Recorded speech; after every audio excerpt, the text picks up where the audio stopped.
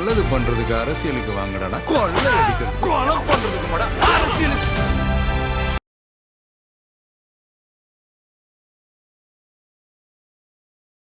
ரெட்ரோலோக்ஸ் குடும்பங்களுக்கு வணக்கம். இன்றைய கார்த்திக் விஷன் நிகழ்ச்சியில் தமிழகத்தில் நடக்கும் அரசு நிலை பற்றி பேசலாம். வணக்கம் கார்த்திக். வணக்கம் ஜோ.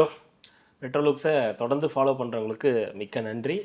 சப்ஸ்கிரைப் பண்ணாதவங்க தொடர்ந்து சப்ஸ்கிரைப் பண்ணிவிட்டு வீடியோக்களை பாருங்கள். நேற்றைய வீடியோக்கும் நிறைய பேர் வந்து நிறைய சூப்பர் தேங்க்ஸ்லாம் வந்து பண்ணியிருந்தீங்க. நிறைய பேர் வந்து நிறைய கமெண்ட் பண்ணியிருந்தீங்க. எங்கே போனீங்க, என்ன ஆச்சு அப்படின்னு, 2 நாள் ஏன் வீடியோ போடல அப்படின்றது நிறைய பேர் விசாரிச்சிருந்தீங்க. நாளைக்கு தெரிய வருமா? ஆ, நாளைக்கு தெரிய வரும். எப்படி நாளைக்கு இல்லை, நாங்கள் வந்து புதுச்சேரிக்கெல்லாம் போகலங்க, சும்மா சொன்னதெல்லாம் இல்லை, ஒரு வேலையாக போயிருந்தோம். கள நிலவரத்துக்காக வந்து போயிருந்தோம். அதுக்காக தான் அந்த இது புதுச்சேரி போனது, அதெல்லாம் சும்மா உங்களுக்கு. யாராவது களத்துக்கு போவாங்களா? யாரும் நீங்களாவது போங்களேன்னு அவங்க தான் சொல்லிக்கிட்டே இருந்தாங்க. களத்துக்கு போய் பாருங்க, களத்துக்கு போய் பாருங்க அப்படின்னு. ஒரு நாள் போகலாமேன்னு சொல்லிட்டு போனோம். 2 நாள் வந்து ஆயிடுச்சு. ஸோ அதுதான் ரீசனே தவிர வேற எதுவும் வந்து ரீசன்லாம் ஒன்றும் கிடையாது. அப்புறம் வந்து ஒரு சின்ன ஒரு நியூஸ் மட்டும் சொல்லலாம் அப்படின்னு சொல்லி. வெயில் இப்போ வந்து ரொம்ப ஜாஸ்தி ஆயிடுச்சு, ரொம்ப உக்கிரமாக இருக்குது. ஏசி இல்லாத ஒரு இடத்துக்கு வெளியே போகணும்னு நினச்சா அது வந்து முடியாத காரியமாக இருக்குது. நம்மளே இந்த ரூம்லேருந்து அந்த ரூம் போகிறதுக்கே வந்து இந்த புலி படத்துக்குள்ளார விஜய் இந்த குகைக்குள்ளார போகிற மாதிரி வந்து இருக்குது. அப்படின்னும் போது இன்னைக்கு வந்து ஒரு ரேப்பிடோ வந்துச்சு இல்லையா, நமக்கு சாப்பாடு வந்துச்சு இல்லையா, அவருக்கு வந்து ஒரு வாட்டர் பாட்டில் தண்ணி கொண்டு போய் கொடுத்தேன். அவர் வந்து இதாயிட்டாரு. கொடுங்க பிரதர், தேங்க்ஸ் பிரதர் அப்படின்றார். அதுக்கு முன்னாடி ஒரு 2-3 நாளைக்கு முன்னாடி ஒருத்தவங்க வந்தாங்க ரேப்பிடோவில். அவங்களுக்கு வந்து தண்ணி குடிக்கிறீங்களான்னு தான் கேட்டேன். தண்ணி ஏதாவது லேடி அவங்க தண்ணி குடிக்கிறீங்களான்னு கேட்டேன். இல்லை வேண்டாம் பரவாயில்ல அப்படின்னு சொல்லிட்டு வேகமாக திரும்பினவங்க டக்கு நிறுத்தி, இல்லை நீங்கள் கேட்டதுக்கு ரொம்ப தேங்க்ஸ் அப்படின்ட்டு போனாங்க. ஸோ நீங்கள் இப்போ நம்ம இந்த ரேப்பிடோ இதெல்லாம் யூஸ் பண்ணுறோம், அதுவும் இந்த வெயில் டைமில் வராங்க அப்படின்னா அட்லீஸ்ட் அவங்களுக்கு ஒரு தண்ணி குடிக்கிறீங்கனாலாவது வந்து கேளுங்க. முடிஞ்ச அளவுக்கு கொடுக்கறதுக்கு வந்து ட்ரை பண்ணுங்க. உங்கள் வீட்டுக்கு வரவங்களுக்கு பொதுவாகவே நம்மளோட பண்பு அதுதானே. நம்ம வீட்டுக்கு வரவங்களுக்கு முதல்ல தண்ணி குடிங்க, கேட்கறதே அவங்களுக்கு ஒரு சந்தோஷமா இருக்கும். ஸோ ஒரு சின்ன விஷயம், நம்ம பண்ற விஷயங்கள், சின்ன சின்ன விஷயங்கள் அவங்களுக்கும் வந்து ஒரு ஹெல்ப்பா இருக்கும். ஸோ நான் ஒன்று சொல்லிக்கிறேன், அதான் நான் முடிச்சிடறேன், அடுத்து நீங்கள் சொல்லுங்கள். ஸோ வரவங்களுக்கு முடிஞ்ச அளவுக்கு ஒரு தண்ணி கொடுக்கறதுக்கு ட்ரை பண்ணுங்க. ஆஃபீஸில் இருக்கீங்க, உங்களால் கொடுக்க முடியாதுன்னா ஏதாவது ஒரு வாட்டர் பாட்டில் இருந்துச்சுன்னா கூட அதில் கூட வந்து கொடுங்க. குடிக்கிறீங்களான்னு கேளுங்க. அப்படி குடித்தாங்கன்னா அவங்களுக்கு கொடுத்தீங்கன்னா அவங்களுக்கு கொஞ்சம் ஒரு ஹாப்பியாக இருக்கும். அது இந்த மாதிரி ரேப்பிடோ ஓட்டுறவங்களுக்கு இந்த வெயில் டைமில் முடிஞ்சால் இப்போ எப்படி நம்ம வீட்டுக்கு மேலே வந்து பறவைகளுக்கெல்லாம் பரிதாபப்படுவோம், நம்ம வந்து தண்ணி வைக்கிறது நல்லது. இல்லை பறவைகளுக்கு தண்ணி வைக்கிறோம். இது இப்போ நாய் பூனை இது மாதிரி இருக்கிற விலங்கினங்களுக்கெல்லாம் அந்த தண்ணி வைக்கணும், சாப்பாடு வைக்கணும்லாம் இருக்கக்கூடிய அக்கறை மனிதர்கள் மேலேயும் கொஞ்சம் இருந்துச்சுன்னா கொஞ்சம் வந்து நல்லா இருக்குன்றது தான். ஸோ இன்னைக்கு நான் ஒருத்தவங்கள்ட்ட கேட்டேன், அவங்க வந்து கேட்டதே சந்தோஷம்னாங்க. இன்னொருத்தருக்கு கொடுத்தேன், அவர் வந்து என்னை வந்து தெய்வமாக பார்த்தாரு. அந்த தண்ணியை கொடுத்தோன்னே அவர் வந்து சார் கொடுங்க சார் அப்படின்னு வாங்கி, அவ்வளோ வெயில் சார் அப்படின்னாரு. சார் தெரிஞ்சுதான் போனேன், ஏன்னா நான் ஒரு 2 மணி 2:30 மணிக்கு போய் வாங்குறேன்னா இப்போ ஒரு எவ்வளோ வெயிலில் வந்துருப்பாரு. கஷ்டப்பட்டு ஒரு வேலையெல்லாம் பார்த்துட்டு இருக்காங்க. 10 ரூபா கொடுத்து ஒரு வாட்டர் பாட்டில் வாங்கி குடிக்கணுமா அப்படின்ற அதனாலேயே தண்ணி குடிக்க மாட்டாங்க. ஆமாம், அது ஒரு பிரச்சனை. ரெண்டாவது இந்த வெயிலில் வரும்போது அவங்களுக்கு ஒரு தண்ணின்னு கொடுக்கும்போது நல்லா ஹாப்பியாக இருக்கும். ரொம்ப பரந்த விரிந்த மனது உள்ளவர்கள் ஜூஸ் கூட வாங்கி கொடுங்க, வச்சிருந்தீங்கன்னா கூட கொடுங்க, ஒன்றும் தப்பு கிடையாது. நீங்கள் எதை சொல்லலாம், அதுதானே பறவை, அதுதான் பறவை. ஓகே ஓகே, நம்ம மட்டும் இங்கே உலகத்தில் வாழலைல்ல, நிறைய ஜீவன் வாழ்ந்துகிட்டு இருக்குது. சும்மா கிடையாது ஜோலாம். இல்ல நான்லாம் அவரை கண்ட்ரோல் பண்ணி வச்சிருக்கேன். எடுத்து விட்டோம்னா நீங்கெல்லாம் தாங்க மாட்டீங்க, உங்க கண்ணெல்லாம் தாரையா தண்ணீர் வரும், அந்த மாதிரி பேசுவாரு. எமோஷன் ஆயிருவாங்க, அவ்வளவுதாங்க, ஒன்றும் கிடையாதுங்க. கதற பண்ணுவாரு. நிறைய அவர்தான் அனுபவிச்சிருக்காரு. ஆனா இன்னைக்கு கதற ஒரு சம்பவம் நடந்துச்சு. ஆமா ஆமா, அவரே ஒரு மாதிரி படபடப்பாதான் மிரண்டுட்டாரு. அவரே மிரண்டாரு. திருப்பூர் நம்ம பார்த்துக்கிட்டு இருந்தோம். இன்னைக்கு ரோட் ஷோ போறாருன்ற மாதிரி தான் பார்த்துட்டு இருந்தோம். திடீர்னு பார்த்தோன்னா அடுத்த ஊருக்குள்ள பூந்து ஸ்பீச் விட்டாரு. 2வது பார்த்தோன்னா மேனிஃபெஸ்டோவும் கொஞ்சம் விஷன் சொன்னார். மேனிஃபெஸ்டோவும் நம்ம என்னென்னலாம் பண்ண போகிறோம், நெசவாளர்களுக்கும் நிறைய சொன்னார். விவசாயிகள், நெசவாளர்கள், ஆசிரியர்கள், காவலர்கள் உட்பட எல்லாருக்குமே வந்து சொல்லியிருக்காரு. நம்ம ஆரம்பத்துல இருந்தே பார்ப்போம். ஸோ ஒன் டே லீவ், 1 டே வந்து பிரச்சாரம் அப்படின்ற மாதிரி போதுனா கூட பிரச்சாரத்துக்கான வலிமை அப்படின்றத தாண்டி விஜய் அவர்களுடைய பவர், விஜய் அவர்களுக்கான மாஸ் அப்படின்றது என்னன்றத நாளுக்கு நாள் வந்து ஒவ்வொரு கூட்டமும் வந்து சொல்லுது. அது புதுச்சேரியில் அது நம்ம ஆரம்பத்துலேருந்தே பார்த்துட்டோம், கரூரில் எல்லாமே பார்த்துட்டோம். ப்ளஸ் அதுக்கப்புறம் அந்த கேப்பு, அதுக்கப்புறம் இந்த மறுபடியும் அவர் ஸ்டார்ட் பண்ணாரு. புதுச்சேரியில் வந்த கூட்டம், புதுச்சேரியிலேருந்து காரைக்குடிக்கு வந்த கூட்டம், காரைக்குடியிலேருந்து தூத்துக்குடிக்கு வந்த அந்த கூட்டம், இதாண்டா லைஃப் டைம் செட்டில்மெண்ட் அப்படின்னு சொல்லி அந்த க்ரௌடை நம்ம பார்த்துட்டு இருக்க அதே வேலையில இது என்ன லைஃப் டைம் செட்டில்மெண்ட் இப்போ நான் பண்றேன் பாரு ஒன்றுன்னு சொல்லி கன்னியாகுமரியில ஒரு சம்பவம். கன்னியாகுமரி கூட ஓகே, அது பிளேஸ் வந்து பார்த்தீங்கன்னா ஒரு சரியான இது கிடையாது. பட் ஆனால் ஓகே, அங்கேயும் வந்து பிரச்சனை இல்லை. ஆனா இன்னைக்கு எல்லாத்தையும் தூக்கி சாப்பிட்ற மாதிரி வந்து இன்னைக்கு இந்த கோயம்புத்தூர் திருப்பூர் அவினாஷி கொங்கோட கிங்கு அப்படின்ற விஜயை வந்து மாத்திட்டாங்களோ அப்படின்ற அளவுக்கு வந்து இன்னைக்கு க்ரௌட் இருந்துச்சு. ஸோ காலையில ஒரு வீட்டில் ஏதாவது என்னைக்கு இல்லாதனால இன்னைக்கு வீட்டுல இருந்தே ஆரம்பிச்சுட்டாங்க. வீட்டுக்கு முன்னாடி அவ்வளவு க்ரௌட் வந்து நிக்குது. திடீர்னு பார்த்தா எல்லாரும் ஒரு பக்கமா ஓடுறாங்க. என்னன்னு பார்த்தா மாடியில நின்று அங்கிருந்து பேசிக்கிட்டு இருக்காரு. எப்படி வந்தாருன்னு தெரியல. இப்போ வரேன், நீங்களாம் கொஞ்சம் விலகிக்கிங்க அப்படின்ற மாதிரி சொல்லிட்டு அப்புறம் அங்கிருந்து வந்து ஸ்டார்ட் பண்றாரு. அங்கிருந்து போனா இது உள்ளார நம்ம ஏர்போர்ட்டுக்குள்ளார போயிட்டு திடீர்னு உள்ள போனவர் ஐயா கை காட்ட மறந்துட்டோமேன்னு அங்கிருந்து வந்து கையை வந்து காட்டிட்டு மறுபடியும் உள்ள போறாரு. ஸோ இறங்கி அங்கே கோயம்புத்தூர்ல போய் இறங்குனது தான். ஸோ அருண்ராஜ் அவர்கள் வராரு, வந்து ஒரு சால்வையை போடுறாரு. அதுக்கப்புறம் ஒரு சிலர்லாம் வந்து சால்வையெல்லாம் போட்டதுக்கு அப்புறம் வண்டியில ஏறினது தான். அதுல இருந்து ஆரம்பிச்சது தான். அவர் வெளியே வரும்போது அந்த ரோட்ல, அந்த கோயம்புத்தூர் ரோட்ல எப்பா வாய்ப்பே இல்லை, அப்படி ஒரு க்ரௌடு. இது வரைக்கும் நம்ம தான் சொல்றேன், நான் முன்னாடி சொல்றேன், இது இப்படி ஒரு க்ரௌடு, இது என்ன ஆகும், என்ன பண்ண போகுது, இந்த க்ரௌடு என்ன பண்ண போகுதுன்றதெல்லாம் தாண்டி இந்த க்ரௌடை பார்க்கறதே ஒரு வகையான சந்தோஷமா இருக்கு. ஆனா கொஞ்சம் பதட்டமாவும் இருந்துச்சு. ஐயோ ஏதாவது சம்பவமும் ஆயிட போதும் அப்படின்றது. ஆனா போலீஸ் கரெக்டா இருந்தாங்க. அந்த ஒரு பேரிகார்டு மாரி போட்டிருந்தாங்க, அதுக்குள்ளாரதான் அவர் வரணும், அதை தாண்டி யாரும் வரக்கூடாதுன்ற மாதிரிலாம் கரெக்டா போட்டிருந்தாங்க. ஆனா அந்த கூட்டம் வந்துகிட்டே இருக்கு. ஒரு பக்கம் பூவை தூக்கி போடுறது, சால்வையை தூக்கி போடுறது, எதையாவது ஒன்று தூக்கி உள்ள போடுறது அப்படின்னு அந்த மக்களும் வந்து இதா இருந்தாங்க. விஜயும் பயங்கர இதுவா இருந்தார், வைபா இருந்தாரு. அந்த க்ரௌடு ஃபுல்லா வந்துகிட்டே இருந்துச்சு. சரி ஓரளவுக்கு அங்க நின்றோம் இங்க நின்றோம்னு பார்த்தா எங்கேயும் நிக்கிற மாதிரி தெரியல. திபுன்னு வந்துகிட்டே இருக்காங்க. அவர் ஏறுறதும் இறங்குறதும் இதே வேலையா தான் வந்து இருந்தாரு. மொத்தமாவே அவர் குத்தகை எடுத்த. ஆமா, பைபாஸ்ல, அதாவது மற்ற இடத்துல கூட ஓகே, நீங்க மற்ற இடத்துல லோக்கல்ல சிட்டிக்குள்ளார வரும்போது அந்த க்ரௌடு வர்றது நமக்கு தெரியும். பைபாஸ்ல அவ்வளவு க்ரௌடுன்றதை நான் இன்னைக்கு தான் பார்த்தேன். நீங்க தூத்துக்குடியிலேயே கூட ஒரு சிட்டிக்குள்ளார வந்துட்டாரு, ஒரு க்ரௌடு வந்துச்சுலாம். ஆனா பைபாஸ்லயும் கோயம்புத்தூர் அந்த திருப்பூர் அந்த ரோட்ல இருக்கிறவங்க அவ்வளோ க்ரௌடு. அந்த பைக்கெல்லாம் பின்னாடி வரதை பார்த்தா ஒரு சினிமாவில் பார்த்த மாதிரியே இருந்துச்சு.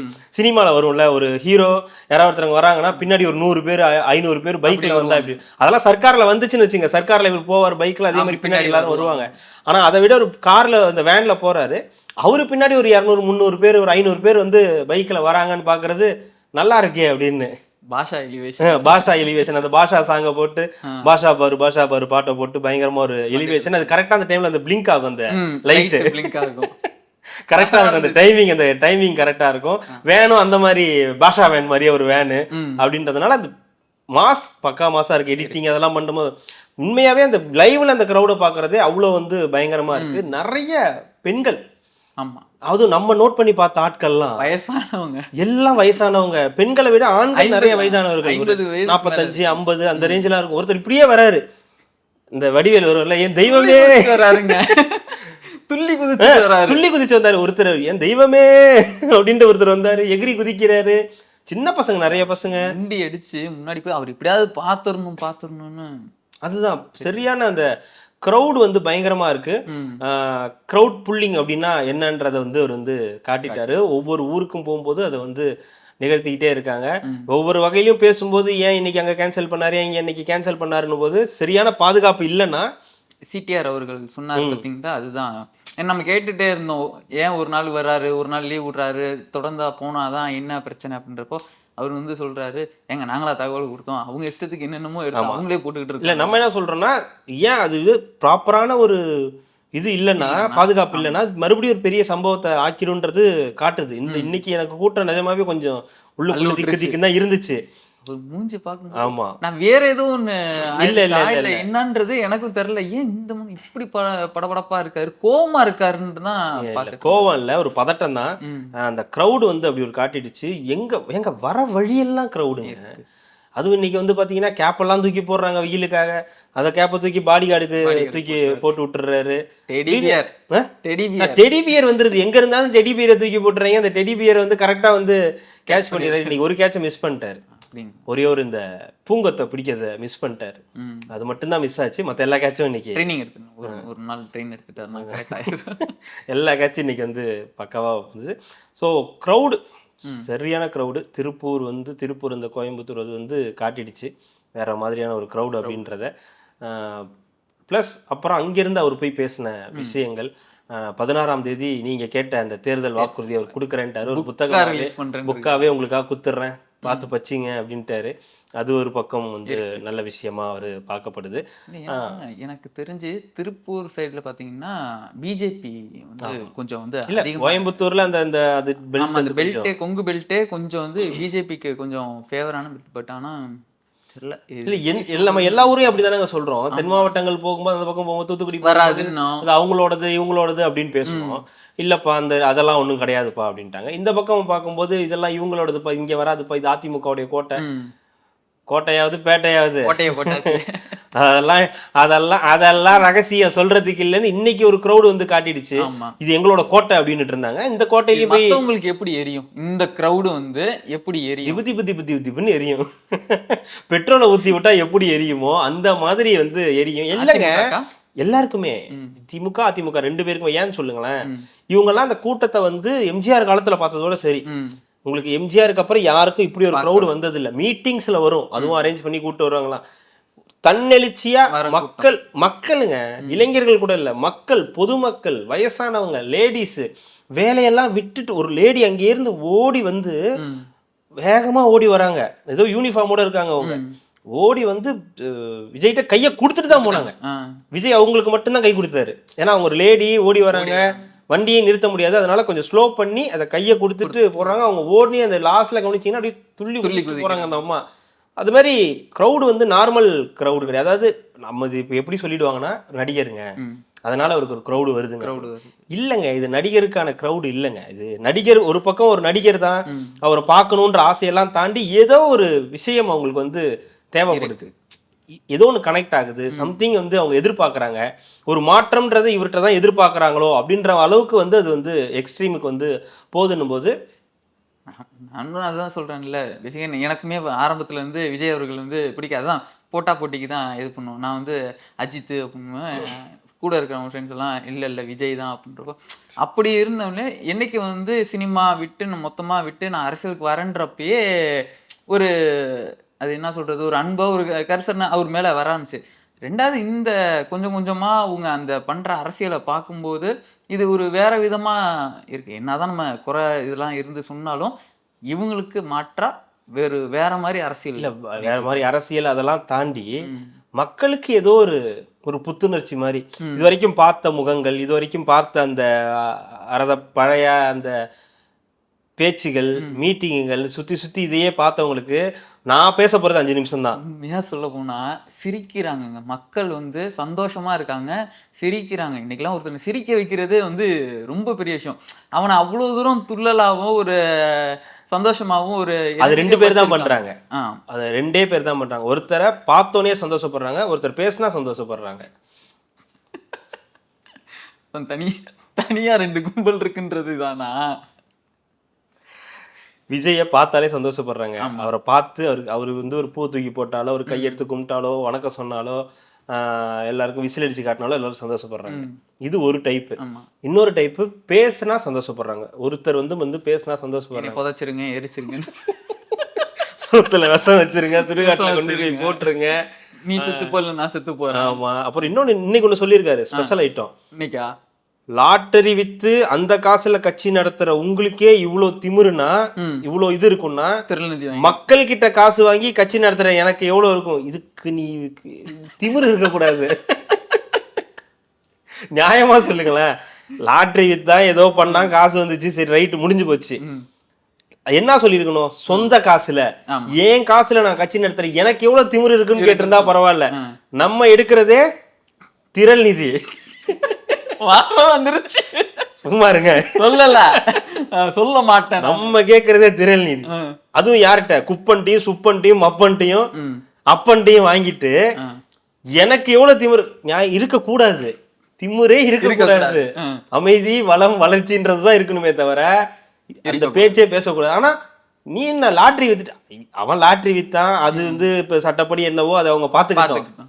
நீங்க என்ன பண்றீங்க சார் அப்படின்னு கேக்குறோம்ல. விஜய் அரசியல் பண்ணிட்டு இருக்கோம்ல. அது ஒரு பக்கம், அதை விட்டுருங்க, அது அது அதுக்குள்ளார போக வேணாம். ஸோ இந்த க்ரௌடு வந்து ஒரு பெரிய ஒரு எழுச்சியை வந்து கொடுக்குது. இன்னொரு பக்கம் கருத்து கணிப்புகள் வருது இல்லையா? இப்போ கூட நீங்கள் சி ஓட்டர்ஸ் இதெல்லாம் பார்த்துருப்பீங்க. நீங்கள் பார்த்தீங்கன்னா இந்த என்டிடிவி வந்து ஒரு இது பண்ணியிருக்காங்க. அதில் கூட வந்து பார்த்தீங்கன்னா திமுக 175 சீட்டு ஜெயிக்கும், அதிமுக ஒரு 30லேருந்து 50 சீட்டு ஜெயிக்கும், தாவேக்காக்கு ஒன்றும் இல்லைன்னு போட்டாங்க. ஒன்றே ஒன்று, அது கூட 0 to 1ன்னு போட்டிருக்காங்க. 10% ஓட்டு வரும். ஓட்டு வாங்க சும்மா கணக்கு பண்ணாலே அவங்க 15%க்கு மேலே வராங்க. சும்மா கணக்கு பண்ணி நம்மளா ஒரு ஓரளவு ஒரு கணக்கு பண்ணுறோம், இளைஞர்கள் இவ்வளோ இருக்காங்க, பெண்கள் இவ்வளோ இருக்காங்க, இவ்வளோ இருக்குன்னு பண்ணால் கூட சீட்டே கன்வெர்ட் ஆக வேணாம்.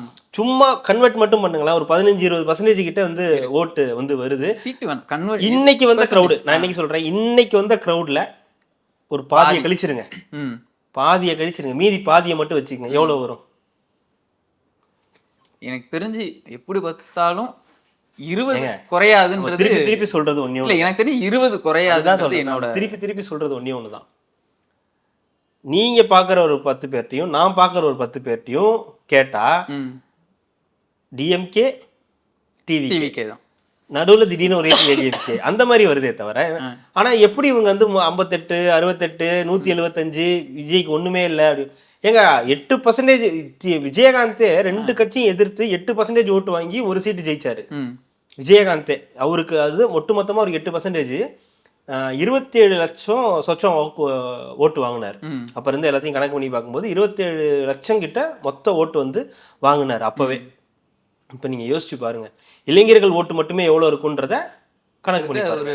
ஒரு கோடி ஓட்டு வாங்கினாலே 20%க்கு மேல தாண்டிடுது உங்களுக்கு. அண்ணனுக்கு 30 லட்சம் பேர் போடும்போது விஜய்க்கு 1 கோடி பேர் போட மாட்டாங்களா? அதுதான் சொல்றேனே, விஜய் ஒண்ணு இல்ல, விஜய் 0, விஜய் கொண்டு வராதுன்றாங்க. சரி இது பாப்போமே, அது 4ஆம் தேதி என்ன பண்ணி விட்டா பெரிய வேலையான்ற மாதிரிதான். அது வந்து 4ஆம் தேதி நமக்கு வந்து அதுக்கான ரிசல்ட் வந்து தெரிஞ்சிடும். சரி, ஒருவேளை நம்ம கணக்கு பண்ணது தப்புன்னா நம்ம அன்னைக்கு வந்து ஆமா நம்ம பண்ணது தப்புன்னு நம்ம ஒத்துக்கலாம். இல்ல நம்ம சொன்னது சரின்னா அது நடக்கிறத நம்ம ஏத்துக்க வேண்டியது, நம்ம சரியா தான் கணிச்சிருக்கோம், சந்தோஷப்பட்டுக்க வேண்டியது. நீங்க எவ்வளவு வரும்னு சொல்றீங்க? பெர்சன்டேஜா சொல்லுங்க. அதாவது சீட் கன்வர்ஷன் அது இதெல்லாம் வேண்டாம். 20+. ஓகே, என்னுடைய கணிப்பு 20+. நானும் அதேதான். 20 இறங்காது. இருங்க, இப்ப அந்த பிரச்சனைக்கு போனோம்னா அப்ப அண்ணன் ஜெயிக்க மாட்டாரான்னு கேட்பாங்க. ஜெயிக்க மாட்டாருன்றத தாண்டி 20ன்றது எவ்வளவு பெரிய நம்பர்ன்றது முதல் அவங்களுக்கு விளக்கணும். லட்சங்கள்ல ஓட்டு வருதுல்ல உங்களுக்கு. 27 லட்சம் 2006ல ஒருத்தர் வாங்கியிருக்காரு. இந்த 2 கட்சிகளுக்கும் இருக்கிற இப்போ திமுக கூட்டணி எல்லாமே சேர்த்து 40% வச்சிருக்காங்களா? அப்போ திமுக மட்டும் டோட்டல் ஓட் பேங்க் எவ்வளவு இருக்குது? 25 மேல இருக்குதுன்றப்போ அந்த இதுலயே 20க்கு மேல சதவீதம்னா பிரதான 30 கூட வச்சிருக்கட்டும், 30-35 கூட வச்சிருக்கலாம். அட்லீஸ்ட் வந்து அவங்க ஒரு 30 லீஸ்டா வச்சுக்கிட்டா 35% வச்சுங்களேன். ஒருத்தர் எடுத்துனே வரும்போது 20+க்குன்னு வரும்போதே அவர் யோசிக்க வைக்கிறாருல, 20+க்குன்னு ஒரு யோசிக்க வைக்கிறதுன்றதே சாதாரண வந்து விஷயம் கிடையாது இல்லையா? ஸோ அந்த வகையில விஜய்க்கு வரக்கூடிய அந்த இது ஓட்டு, அந்த கூட்டம், அதை தாண்டி வரக்கூடிய கருத்து கணிப்புகளுக்கு அதுக்கு சம்மந்தம் இல்லாத மாதிரி இருக்கு. அது எந்த அளவுக்கு ஒத்து போகுதுன்றத பார்ப்போம். ஏன்னா இப்போ சமீபத்தில் வந்து ஒரு சில இதில் 18-19 கொடுக்குறாங்க. உங்களுக்கு தானே வந்து ஐயோ அந்த ஃபோன் காலை ஏன் கேட்குறீங்க? டெய்லியும் அது ஒரு கால் வந்துடுது, காலையிலேயே வந்துடுது, என்னமோ அலாரம் மாதிரி கரெக்டாக வந்துடுது. இந்த மாதிரி மேட்ரிக்ஸ்ல இருந்து வந்துச்சு, கருத்து கணிப்பில் 175 தொகுதி திமுக ஜெயிக்கணும் வந்திருக்கு, அதனால நீங்கள் உங்களுடைய ஓட்டை உதயசூரியனுக்கு போட்டுருங்க அப்படின்னு. அதெல்லாம் ஃபோன் வரும்போது தான், ஏடிஎம்கேக்கு 30-35 சீட்டு வரும். அதெல்லாம் வரும்போது தான் நமக்கு அதெல்லாம் தோணுது, இதெல்லாம் போடவே கூடாது அப்படின்ற அளவுக்கு வந்து தோணுது. ஸோ க்ரௌடு வந்துச்சு. அது இல்லாமல் அந்த இடத்துக்கு அவர் ரீச் ஆகும்போது சரியான க்ரௌடு. அவரே வந்து நண்பா இருங்க, அதை தாண்டி வராதிங்க அப்படின்னாரு. வந்தோடனே ஏறினோடனே அங்கே என்னாச்சு, இது எனி ப்ராப்ளம் அப்படின்னாரு. எல்லாம் ஓகேவா ஆள் வெல்லான்னு கேட்டுட்டு தான் அதுக்கப்புறம் அடுத்த கட்டத்துக்கே வந்து நகர்ந்தார். அப்படின்னும் போது 5 நிமிஷம் நான் பேசிட்டு கிளம்பிடுறேன், அதை மட்டும் கேளுங்க, எதுவும் இது பண்ணாதீங்க, இன்டரப்ட் பண்ணாதீங்க, 5 நிமிஷம் நான் பேசிட்டு கிளம்பிடுறேன் அப்படின்னு சொல்லி தான் ஆரம்பிச்சாரு. ஸோ என் நெஞ்சில் குடியிருக்கும் கோயம்புத்தூர் மக்களேன்னு சொல்லி ஆரம்பிச்சுட்டு அப்புறம் அந்த விஷயத்தெல்லாம் சொன்னார். 16ஆம் தேதி முழு தேர்தல் அறிக்கையும் நாங்கள் வந்து கொடுக்குறோம் அப்படின்னு சொன்னார். நெசவாளர்களுக்கு, விவசாயிகளுக்கு, கரும்புக்கு வந்து டன்னுக்கு 4500 ரூபா, நெல் குவிண்டாலுக்கு 3500 ரூபா, அதெல்லாம் ஆல்ரெடி இவங்க சொல்லியிருக்காங்க. அதே தான் வந்து அவரும் வந்து கொஞ்சம் ரிப்பீட். அது வந்து சொல்லுவாங்களா, அதிமுகவோட தேர்தல் அறிக்கையில பாதி வந்து விஜய் கிட்ட இருக்குது, நம்மளை பார்த்து தான் காப்பி அடிச்சு சொல்ல தானே செய்வாங்க. இயல்பா அதெல்லாம் நடக்க தானே செய்யுங்க. ஆந்திரால பவன் கல்யாண் இதே மாதிரி அம்பு விட்டாரு, அதே மாதிரி சைக்கிள் ஓட்டினாரு, அதே மாதிரி வந்து இது பண்ணாரு, காப்பி அடிக்கிறாருன்னு இப்போ போட்டோ போட்டு வேதாரண்ய வேட்பாளர் வந்து நாம் தமிழர் வேட்பாளர் சொல்றாரு இல்லையா, அந்த மாதிரி இருக்க தானே செய்யும். உங்களுக்கு இதை பார்த்து காப்பி அடிச்சிட்டாங்க, அதை பார்த்து காப்பி அடிச்சிட்டாங்க அப்படின்னு சொல்ல தான் செய்வாங்க. அது இருக்கட்டும். ஆனால் சொல்ற விஷயம் நல்லா இருக்கா, இது யாரால பண்ண முடியும், உங்களுக்கு வந்து செய்யறேன்னு சொல்றாரு. காவல்துறைக்கு சுழற்சி முறையில் விடுமுறை, அப்புறம் பெண் காவலர்களுக்கு டாய்லெட் வசதி ஏற்படுத்தி தரப்படும், பெண் காவலர்களுக்கான அந்த இது வந்து அவங்களுக்கு மட்டும்தான், அந்த மாதிரி சில விஷயங்கள்லாம் வந்து சொல்லியிருக்காங்க. ஃபுல்லா நம்ம வந்து ஃபுல்லா இன்னும் சொல்லலாம். அவர் சொன்னது பார்த்தா இன்னும் கொஞ்சம் நேரம், ஒரு 10 நிமிஷம் ஆகும் சொல்றதுக்கு. பட் நிறைய விஷயங்கள் வந்து சொல்லியிருந்தாரு. நெசவாளர்களுக்காக சில விஷயங்கள்லாம் வந்து சொல்லியிருந்தார். எதுவுமே வந்து புறந்தள்ளிட்டு போற மாதிரியான விஷயம் கிடையாது. எல்லாருமே விஷயம் அவங்க சொன்னதுலயும் கலந்து மிக்ஸ் பண்ணி தான் வந்து சில விஷயங்கள் வந்து சொல்லியிருக்காரு. எப்படி கச்சத்தீவை மீட்போம், அதுக்கான பதில் வந்து முன்னாடியே சொல்லியிருக்காரு.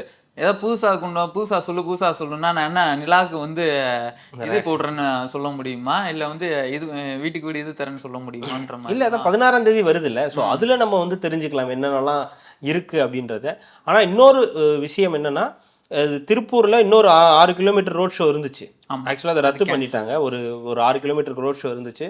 க்ரௌடு வந்து இதானதுனால விஜய் அவர்கள்ட்ட போலீஸ் சொல்லிடுச்சு, இல்லைங்க ஹெவி க்ரௌடாக இருக்குது, ஸோ அதனால் ரோட் ஷோ வேண்டாம்னு சொன்னோன்னே ஸோ அந்த இடத்துல அவர் வந்து கட் பண்ணிக்கிட்டார். ஒரு 6 கிலோமீட்டர் வந்து அவர் வந்து ரோட் ஷோ வந்து பண்ணலை. ஆனால் ரோட் ஷோ பண்ணவே இல்லைனாலும் மக்கள் வந்து அந்த வந்துக்கிட்டே தான் வந்து இருந்தாங்க. ஸோ திருப்பூர் அந்த இதுவும் ரோட் ஷோவும் வந்து ஒரு வேற லெவலில் வந்து பெஞ்ச் தான். அந்த ஒரு வீடியோ பார்த்தோம்ல, இல்ல அது நம்ம நார்மல் லைவ்ல பாக்குறது வேற மாதிரி இருக்குது. வீடியோவா வீடியோவா மேல இங்க அந்த வீட்டு எடுத்து அனுப்பும்போது மேசிவா இருக்குது. அது எப்படி சொல்றதுன்னு எனக்கு தெரியல. ஒரு தடவை அந்த கிரௌட கண்ணால பார்க்கணும். ஏன்னா நான் பெருசா அந்த இது ஜல்லிக்கட்டு போராட்டத்தை கூட நான் பெருசா ஒன்றும் பார்க்கல. ஒரு இடத்துல பார்த்தேன். என்ன அவ்வளோ பெரிய கிரௌடு இது வரைக்கும் நான் எங்க அண்ணாலும் நான் பார்த்தது கிடையாது. சென்னைக்கு எப்பயாவது வருவார், இந்த இதை வாய்ப்பு இருக்குல்ல இந்த வாரத்துல. 20ஆம் தேதி வந்து பெரம்பூர்னு இருக்காங்க போறோம் அதானே. ஆமா இல்ல அந்த கிரௌட் சிக்கி சின்னாபின்ன மாவரம் அதானே. இல்ல எனக்கு பிடிக்காதுன்னு வச்சுக்கோங்களேன். யாராவது 2 பேரும் இப்படி உரசினாலே நம்மளுக்கு ஒரு மாதிரி. எந்த 2 பேர்? கும்பல்ல சொல்றேன். ஏதாவது கும்பல்ல 2 பேர் உரசினாலே நம்மளுக்கு அலர்ஜி ஆயிரும். உரசுனா பிடிக்காதாம்ல. சரி சரி தெரியல, அது பார்க்கணும். இது உரசுறதையா? உரசுறது ஏங்க சொல்றேன். அந்த மாதிரி கிரௌடு கண்டிப்பா போய் நம்ம ஆக்சுவலாவே பிளான் பண்ணோம். அந்த குளத்தூர் அதுக்கு இந்த விருகம்பாக்கம் வருவாருன்னு பிளான் பண்ணோம்.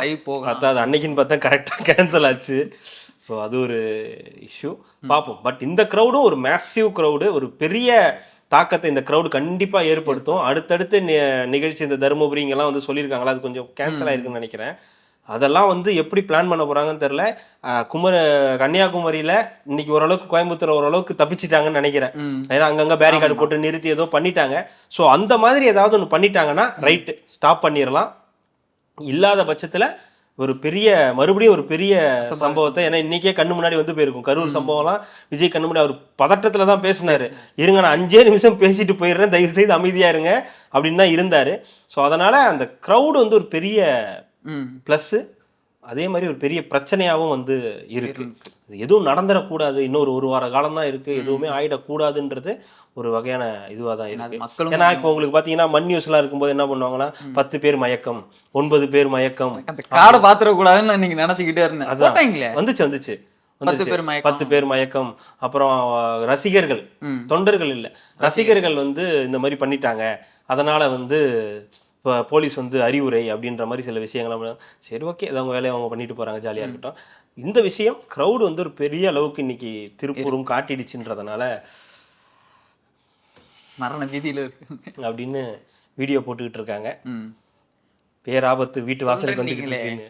அதை சொல்லவே இல்லையே, உங்க வாயால் அது கேட்கணும்னு ஆசைப்படுறோம். ஒரு எலிவேஷன் விஜய் அவர்களுக்கு இன்னைக்கு ஒரு எலிவேஷன் கொடுக்கணும்னா எலிவேஷன் தாங்க. அது என்னங்க, அது ஒரு பெரிய கருப்பு பிளாக் போர்டு, ஒரே ஒரு சின்ன டாட், ஒயிட் டாட் இருந்தா என்னவா இருக்குமோ அதுதான் வந்து விஜய் அவர்களுடைய அந்த கூட்டம். இந்த எல்லா கூட்டமும், கன்னியாகுமரியா இருக்கட்டும், தூத்துக்குடியா இருக்கட்டும். நான் தூத்துக்குடியில ஒரு மிரண்டேன். அதுக்கப்புறம் பார்த்தா இன்னைக்கு இதை விட டாப் நாட்ச்ல வந்து இருக்கு. அது ஒரு வேற மாதிரி கொண்டாடுறாங்க அவரை. என்னவோ தெரியல, அது ஏன்னு தெரியல, என்ன ரீசன்னு தெரியல. அவர் ரசிக்கிறாங்களா, இல்லை அவர் வந்து ஒரு தலைவராக உருவானதுனால அவரை வந்து கொண்டாடுறாங்களா, இல்ல இது இது ஒரு திருவிழா மாதிரி நிஜமா. நம்ம ஊருக்கு வந்து வரக்கூடிய ஒருத்தர். ஒரு சில பேரை பார்த்தாலே அடிக்கணும்னு தோணுது. அது தோணும், நிறைய பேரை தோணும். இருக்குங்க அந்த மாதிரி ஒரு சில பேர் பார்த்தாலே பார்த்தாலே கொண்டாடணும். முகமா இருக்கு, சிரிச்சு இல்ல அதுதான் சொல்றேன், ஒரு அந்த மாதிரி. அதான் சொல்றேனே, ஒரு திருவிழா மாதிரி அவர் வர அந்த நாளை அந்த மக்கள் வந்து பயங்கரமா வந்து கொண்டாடுறாங்க. ஒரு அதுவும் ஒரு இடத்துல எங்கேயாவது போனா கரெக்டா ஒரு ஏதாவது ஒரு இடம் பயங்கரமான கிரௌடு. அது ஒரு அந்த கிரௌடை யோசிக்கவே முடியல. நான் இன்னைக்கு பார்த்த கிரௌடு இங்க இருந்து அது எங்கேயோ வரைக்கும் போகுது, பின்னாடி வரைக்கும் அந்த ரோடு ஃபுல்லா வரைக்கும் அந்த கிரௌடு வந்து இருக்குன்றது என்னவா இருக்கும்? ஏன் இந்த நபருக்கு, இந்த மனுஷனுக்கு ஏன் இவ்வளவு கிரௌடு வருது? அப்படி ஒன்றும் ஒரு பயங்கரமான அரசியல் வந்து அவர் இன்னும் பண்ணல. பயங்கரமா இந்த மக்களுக்காக வந்து வராரு, பேசுறாரு. ஆனா அதை தாண்டி ஏதோ ஒரு விஷயம் இவரை வந்து இருக்குது, இந்த மக்களை வந்து. இதுல சொல்ற மாதிரிதான் ஒரு 15 வருஷமா 3 ஆட்சியா வந்து காங்கிரஸ் வரல, அப்படி என்னதான்டா பண்ணி தொலைச்சிங்க, உங்களுக்கு ஓட்டே போட மாட்டேங்கிறாங்கன்ற மாதிரி. இந்த தடவை இவ்வளவு கிரௌடும் பார்த்தீங்கன்னா 2 பேரும் மாறி மாறி என்னத்தை தான் பண்ணி தொலைச்சிங்க, மக்கள் அந்த பிரச்சனை அவங்களுக்கு இருக்குங்க. அதான் சொல்றேனே, நீங்க 1 மணி நேரம் 1.5 மணி நேரம் பேசி பேசி பேசி ஏதாவது ஒன்று சொல்லி வாக்குறுதிகளை கொடுத்து இது பண்ண விஜய் ஷார்ட்டா முடிக்கிறாரு. ஏமாத்த மாட்டேன், பொய் சொல்ல மாட்டேன், உங்க பணத்துக்காக நான் ஆசைப்பட மாட்டேன், நான் வந்தா உங்களுக்கு நல்லது செய்வேன், எனக்கு உங்க பணம் தேவை கிடையாது, தேவையில்லாத வாக்குறுதிகளை கொடுத்து உங்களை நான் ஏமாத்த மாட்டேன், எது நடந்தாலும் நான் வந்து பாத்துக்கிறேன், என்னை நம்புங்க அப்படின்னு சொல்றாரு. 5 நிமிஷம்தான், சாப்டர் ஓவர், போயிட்டு வரேன், டாட்டா பை பை, அவ்வளவுதான். கையை காட்டிட்டு அவருக்கு படிக்கிறதுலயும் இதை சொல்றதுலயும் தான் பிரச்சனை.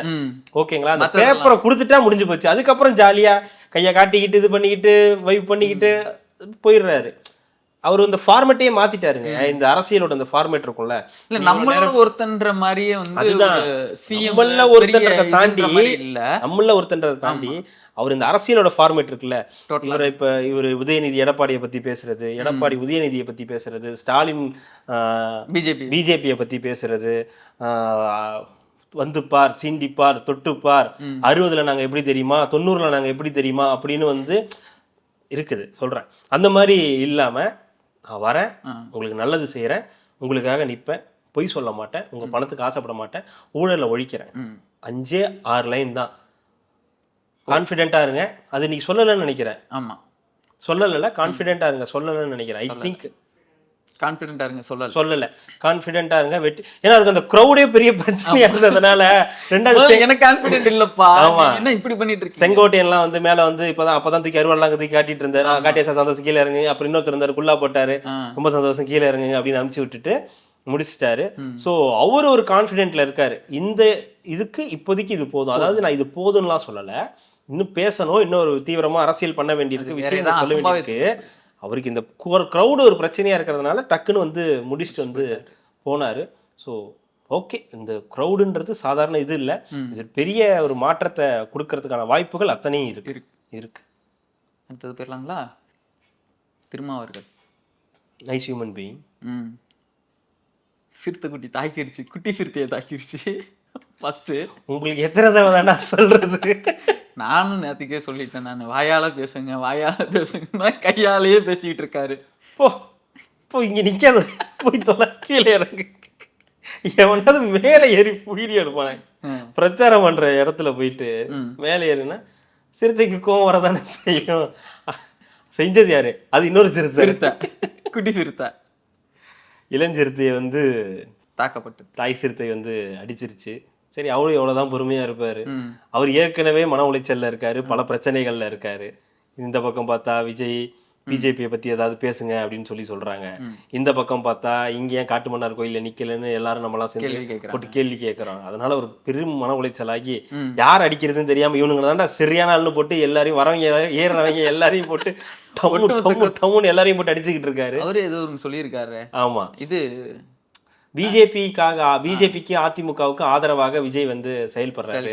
அவங்களோட நோக்கத்துக்கு அவர் வந்து செயல்படுறாரு. ஆமா, அவங்க நோக்கத்துக்கு அவர் செயல்படுறாரு, திமுக நோக்கத்துக்கு நீங்க செயல்படுறீங்க. இப்படி நீங்க கேட்டீங்கன்னா நாங்க இப்படிதான் கேட்க வேண்டி இருக்கும். சரிங்களா? அதுதான் சொல்றேன், நீங்க இப்படி ரூட் எடுத்தீங்கன்னா எனக்கு புரியவே இல்லைங்க.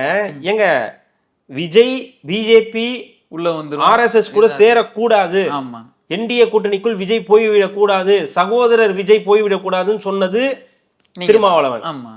RSSின் பின்னணியில் இருப்பவர் விஜய், அவரை இறக்கி விட்டதே பிஜேபி தான் சொல்றதும் திருமாவளவன். இன்னைக்கு அதிமுக பிஜேபிக்காக செயல்படுபவர் விஜய் அப்படின்னு சொல்றவரும் திருமாவளவன் தான். உங்களுடைய நம்பகத்தன்மையை இழந்துட்டீங்க நீங்க. சும்மா இதே மாதிரி பேசிட்டு இருந்தீங்கன்னா உங்களுக்கு உங்க திமுக கூட்டணி வெல்லும்னு பேசுங்க. அவர் அப்பப்போ பேசும்போது உளவுத்துறை ரிப்போர்ட் மாத்தி கொடுத்துருந்துருக்கும். அப்போ விஜய் அவர் பிஜேபி உளவுத்துறை ரிப்போர்ட் எல்லாம் கரெக்டா தான் கொடுக்கும். இன்னொரு டீம் இருக்கு, அந்த டீம் கொடுத்துருக்கோம். இந்த உளவுத்துறை ரிப்போர்ட் எல்லாம் நாங்க பாத்துக்கிறோம், இந்த பேப்பர் வச்சு படிங்க அப்படின்னு இருக்கோம்.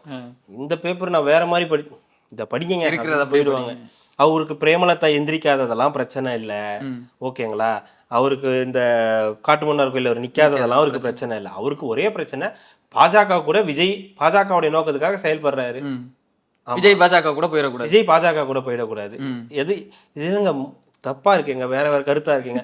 அது அப்படிதான் தம்பி, இப்ப நான் கொஞ்சம் டென்ஷன்ல இருக்கேன், அப்படிதான் பேசுவேன் அப்படின்ற மாதிரி அவர் வந்து பேசிக்கிட்டு இருக்காரு. அவர் வந்து ஒரு நம்பகத்தன்மையை பயங்கரமா இழந்துகிட்டு இருக்காரு. காரணம் விஜய் மொத்தமா கபலீகரம் பண்றாரு. அந்த விடுதலை சிறுத்தைகளோட ஓட்டை ஒட்டுமொத்தமா கபலீகரம் பண்றாரு.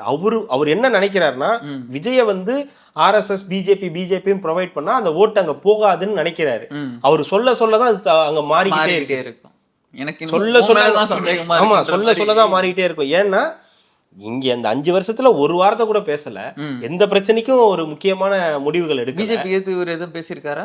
பேசுவார், பிஜேபி எதிர்த்தெல்லாம் பேசுவார். அதெல்லாம் காலையில ஆரம்பிச்சு நைட் வரைக்கும் அதை மட்டும் தான் பேசுவாருன்னு வச்சுங்க. அதுல எனக்கு தெரிஞ்சு எதுவும் பேசின மாதிரி பேசுவாருங்க. லஞ்ச் டைம்ல கூட விட மாட்டாரு. லஞ்ச் சாப்பிடும்போது கூட அதுல உப்பு இல்லைன்னா பிஜேபியோட செயல் தான் காரணம், பிஜேபி உள்ள வந்ததுனால தான் உப்பு கூட இதுல சரியா இருக்க மாட்டேங்குன்னு கூட சொல்லுவாங்க. அது விட்டுருங்க.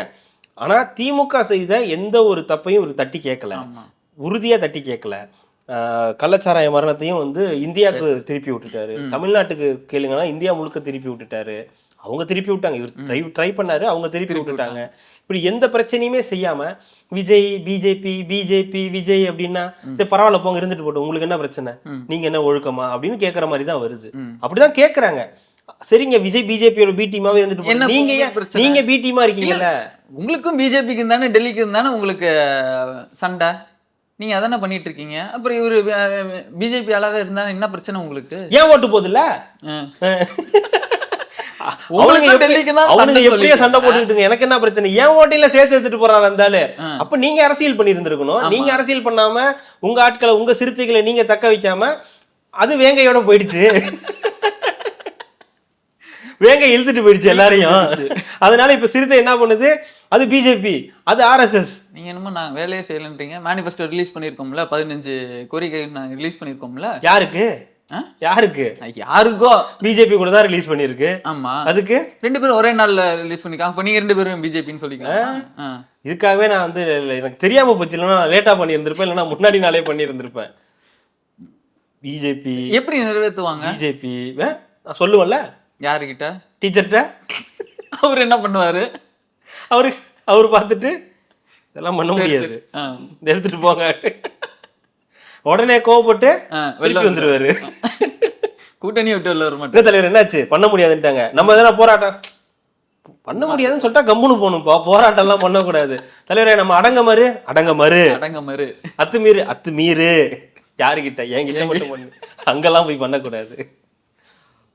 இவர் அம்பு வாங்குறது மத்தவங்க அம்பு இல்ல, சிறுத்தைகளோட அம்பு சேர்த்து இவரே வாங்கிக்கிறாருன்னு நினைக்கிறேன். தாய் சிறுத்தையை வாங்கி பிஜேபி தான் இப்படி குத்துது, முன்னாடி நிக்க வச்சு திமுக வாங்க வச்சுச்சுன்னா இந்த பக்கம் இவனும் குத்திட்டு போறான். என்ன தலைவரை இப்படி பண்ணிட்டீங்க போங்க அப்படின்ட்டு அவன் குத்திட்டு அவன் பாட்டுக்கு போயிடுறான்.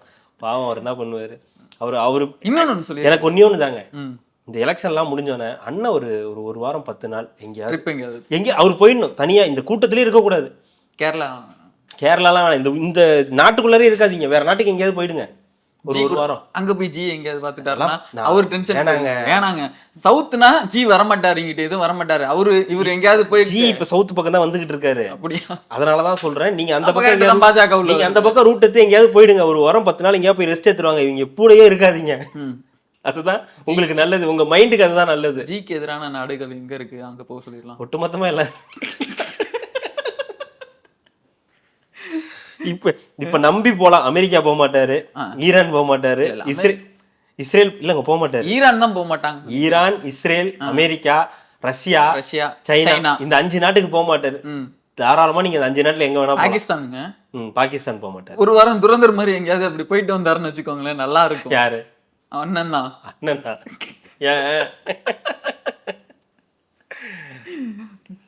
நல்லா இருக்கும். இன்னொன்னு ஒண்ணு சொல்லியிருக்காரு.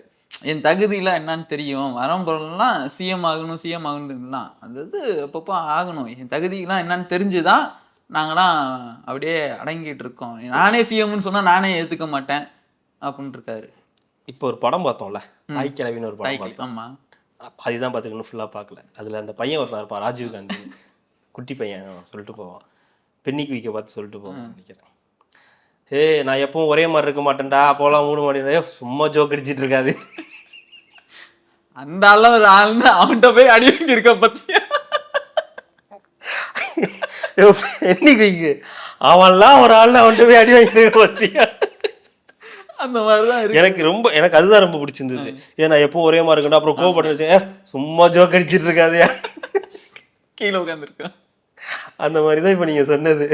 என் தகுதி என்ன எனக்கு தெரியும், நானும் இந்த ஜோக்கெல்லாம் எங்கள்கிட்ட வேணாம், நாங்க அதெல்லாம் பார்த்துட்டோம். அவருக்கு சிஎம் ஆகிறதுலாம் கனவு இல்லைங்க, பிரதமர் தான் கனவு. பிரதமர் தான், டைரக்டா பிரதமர் தான். எப்படி விஜய் முதலமைச்சர்னு சொன்னா அவங்களுக்கு வந்து ஒரு இது ஆகுதோ, அந்த மாதிரி அண்ணன் வந்து இப்ப பிரதமர் தான். சபாநாயகர் தான் ஆகிறதுக்கு வாய்ப்பு இருக்கா? சி சபாநாயகர்னா உட்காந்து கண்ட்ரோல் பண்ற மாதிரி இருக்கும். நமக்கு வந்து அது சரி சுத்தப்பட்டு வராது, அடங்கி போய். ஆமா, அது இந்த அடக்கிறது தான். பட் ஆனா அவங்க வந்து மதிக்க மாட்டாங்க. இந்த டேபிள் மேல ஏறி டான்ஸ் ஆட ஆரம்பிச்சாரு, அப்புறம் அண்ணன் வந்து இப்ப அடிச்சாருல்ல, அண்ணி யாரும் எந்திரிக்க மாட்டாங்களே. அதாங்க இப்ப அடிச்சாங்கல்ல, அந்த மாதிரி அடிக்க போயிடுவாரு சிறுத்தைகள் நினைச்சுக்கிட்டு. கலவரமாயிரும், அது பெரிய கலையபுரம் ஆயிடும். அதனால அது சரிப்பட்டு வராது. இதுக்கு பதிலா வந்து வேற ஏதாவது பிரதமர்னா உங்களுக்கு அது பிரச்சனை கிடையாதுல்ல, எல்லா நாட்டு தலைவர்கள் பேசுறது வைக்கிறதுன்னு அப்படி போயிடலாம். நீங்க அவ்வளவுதான் போயிரும். எல்லா இடத்துலையும் போட்டு அடிச்சுக்கிட்டு இருக்காங்க தாவேக்காவினரை. ஓட்டு கேட்டாலே அடிக்கிறாங்களாம் தாம்பரத்தில் ஒருத்தவங்கள. இல்லை, அது நான் ஒரு பிரச்சனையாக போயிட்டு இருக்கு. ஏன்னா அது வந்து இப்போ அவங்க நிறைய பிரச்சனைகள் பண்ணிக்கிட்டு இருக்காங்க ஆளுங்கட்சின்றதுனால, அவங்களுடைய இதெல்லாம் காட்டுறாங்க. அது அடுத்த வீடியோவில் நிறைய விஷயங்கள் இருக்கு, அதை சொல்லுவோம். ஃபர்ஸ்ட் தபால் ஓட்டு பேசிடலாம். தபால் ஓட்டு மட்டும் வந்து காரைக்குடியிலன்னு நினைக்கிறேன். தாவேக்காவுக்கு போட வேண்டிய ஓட்டை காங்கிரஸ்க்கு மாற்றி போட்டாங்கன்னு சொல்லி அந்த தேர்தல் அதிகாரி மாரி வந்து ஒரே கம்ப்ளைண்ட் கொடுத்துக்கிட்டு இருக்காங்க. அது நிறைய இடத்துல அந்த பஞ்சாயத்து இப்போ வந்துகிட்டு இருக்கு. அவங்க சொல்றது ஒன்று, இவங்க போடுறது ஒன்றா வந்து இருக்குன்றதா தெரியுது. இல்லை, இன்னொரு இது என்ன பண்ணுறாங்கன்னா, இவங்களே போய் இந்த மாதிரி இது போட்டு அவங்களுக்கு என்ன வேணும், வீட்டுக்கு என்ன ஸ்லிப்பு வேணும்னா, டிவியா ஃப்ரிட்ஜ் வேணுமா எது வேணுமான்னு இப்போவே வந்து ஆமா நோட் பண்ணி நீங்க போடுங்க. உங்களுக்கு அதுதான் அந்த கூப்பன் மேட்டர் நம்ம அடுத்த இதுல பேசுவோம். அது ஃபர்ஸ்ட் இந்த இத முடிச்சு இதுக்கே அத இதுவும் உண்டு. தபால் ஓட்டுக்கும் இந்த கூப்பன் வருது. சும்மாவே கூப்பனை ரெடி பண்ணி கொண்டு போய் கொடுத்து இப்போ வந்து கொடுத்துக்கிட்டு இருக்காங்கன்ற ஒரு ஸ்கேம் இப்போ ரெடி ஆயிட்டு இருக்கு. ஸோ இப்போ நம்ம அடுத்த வீடியோல கண்டிப்பா அதை பத்தி பேசுவோம். ஆனா தபால் ஓட்டுல இந்த பிரச்சனை நடந்திருக்குன்னு அதிகாரப்பூர்வமா கம்ப்ளைண்ட் வந்திருக்கு. எல்லாருமே வந்து கம்ப்ளைண்ட் பண்ணியிருக்காங்க. தேர்தல் அதிகாரி கம்ப்ளைண்ட் பண்ணியிருக்காங்க. என்ன பண்ணுவாங்கன்னு தெரியல. இப்போதைக்கு அது வந்து சத்தம் போட்டு இதெல்லாம் பண்ணிட்டு இருக்காங்க. அடுத்து என்னன்னு தெரியல. இப்பவே ஆரம்பிச்சிட்டாங்க. அதுதான் உங்களுக்கான ஹிண்ட். இப்பவே வந்து ஆரம்பிச்சிட்டாங்கன்றதுதான் ஹிண்ட். ஒரு வாரம் என்ன நடக்க போகுது, என்ன வேணாலும் நடக்கும். அதுதான் பஞ்சாயத்து. பாப்போம் என்ன நடக்குதுன்றத பார்ப்போம். அடுத்த நேர்காணல்ல பல விஷயங்களை பத்தி பேசலாம். மிக்க நன்றி, மகிழ்ச்சி. மக்களுக்கு நல்லது பண்றதுக்கு அரசியலுக்கு வாங்கடா, கொள்ளை அடிக்கிறது, கொலை பண்றதுக்கு அரசியலுக்கு